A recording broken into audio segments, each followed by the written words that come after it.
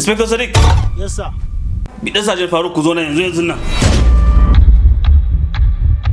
Mutanen ku na wajen aiki sun ka zuwa da wani wanda kana da tulelen cici. Da Allah wani ne dan gwari cikin ku? Ga zahiri kana gani? Ai kai ne zahiri. Fa mu so hannunku a ciki. Muke da hakkin kwato ta. Saboda haka ku cire hannunku a ciki. Sai labari ya canja. Allah ba su kawo ta ba sai gawa.